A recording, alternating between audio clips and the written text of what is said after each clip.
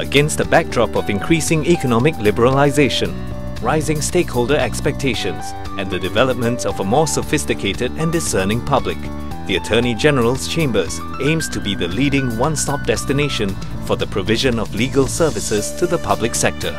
Our goal is to deliver a consistent source of high quality and diverse legal services which can contribute meaningfully to national policy development and implementation. To achieve this vision, AGC presents its key initiatives for the year ahead. The initiatives implemented by the Criminal Justice Division include the cross-directorate assignment of officers, the provision of legal updates for enforcement agencies, and training in intellectual property enforcement. To further their development, prosecutors will get the chance to attend the SAL CABLE advocacy course conducted by renowned QCs and senior counsel. Participants will benefit from invaluable hands-on training in court-based advocacy and witness examination.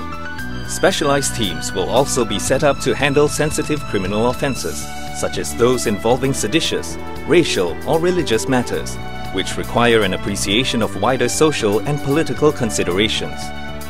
The Economic Crimes and Governance Division has initiated a joint project with CAD to explore the implementation of electronic exchange of documentary evidence. The aim is to reduce the volume of physical documents associated with criminal files through electronic case management. Case information will also be tagged and made searchable from various sources, including email threads. A crime cluster-wide initiative has also been implemented to revamp the existing sentencing database.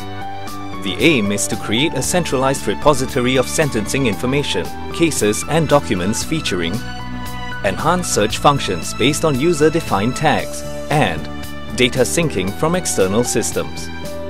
A key initiative for the crime cluster will also be refining the existing embedment of prosecutors in enforcement agencies such as CID, CAD, CNB, Traffic Police and the Land Police divisions. This is to better facilitate responsive advice on legal issues that arise during the course of investigations. Looking ahead, the embedment at Traffic Police Headquarters, implemented by the State Prosecution Division, provides a useful model for future such projects, aimed at creating closer collaboration between AGC and the enforcement agencies, as well as reaping operational synergies, such as an improved workflow and better handling of sensitive cases. I think the setting up of a satellite office by AGC in Traffic Police is a very good initiative. Overall, the turnaround time for IPs have been dramatically reduced. The IOs also have greater and easier access to the DPP for advice. And we're looking forward to working closely with AGCs on other big-ticket legal issues above and beyond the routine day-to-day clearing of the files.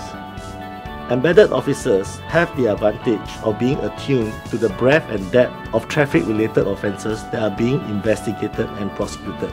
At the heart of this, what we are trying to achieve is greater organizational accountability and a reduction in prosecutorial delay, which I believe we have accomplished. My experience has taught me that whilst we, as prosecutors, ultimately exercise our discretion independently, our decision-making process is undoubtedly enhanced by the addition of the investigations branch perspective. At the Civil Division, our mission is to provide quality legal advice and representation for the good governance of Singapore.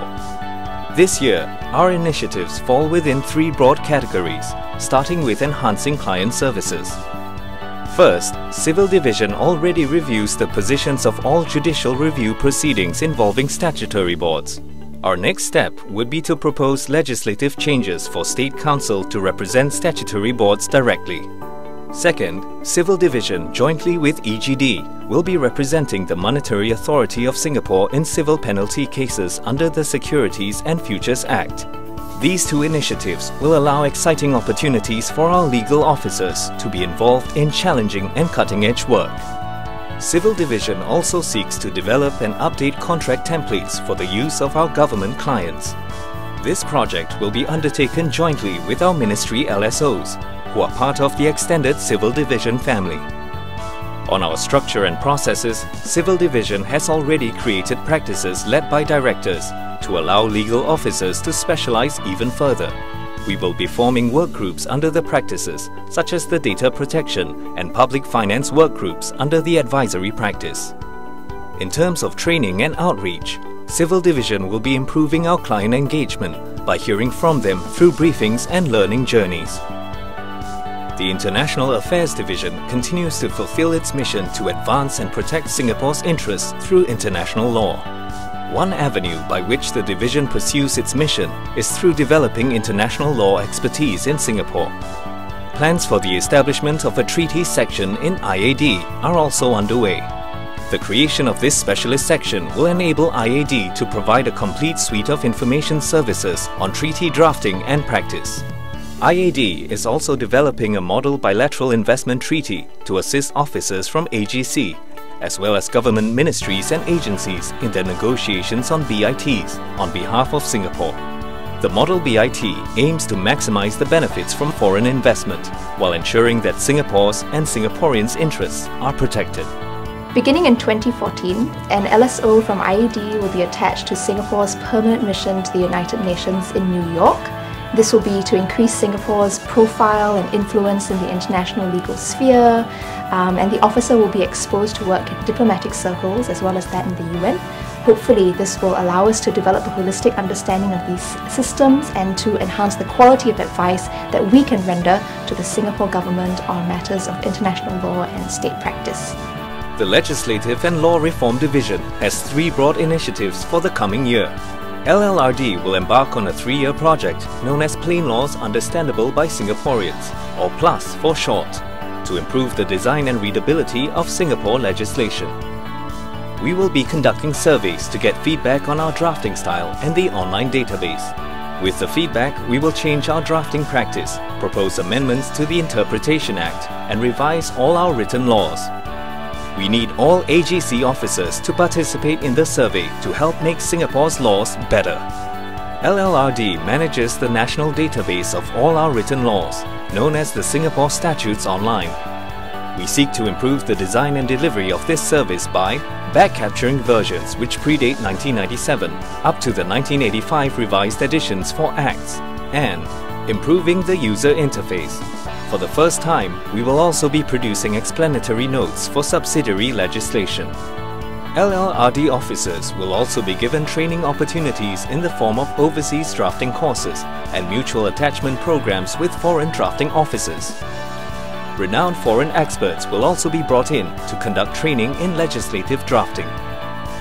Last but not least, the Corporate Services Division continues to strive to achieve excellence in the management of corporate affairs.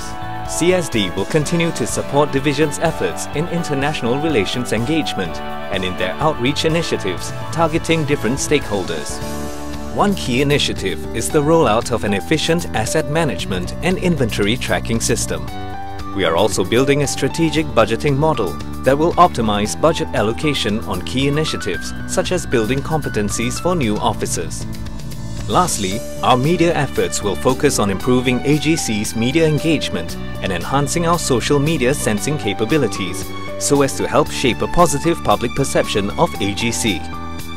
Building on our key tenets of people, purpose and good public service, we are confident of meeting the many challenges ahead while raising public awareness and understanding of the work we do. Through constant innovation and reinvention, we will continue to insist on the highest standards in performing our constitutional role in the administration of justice and upholding the rule of law.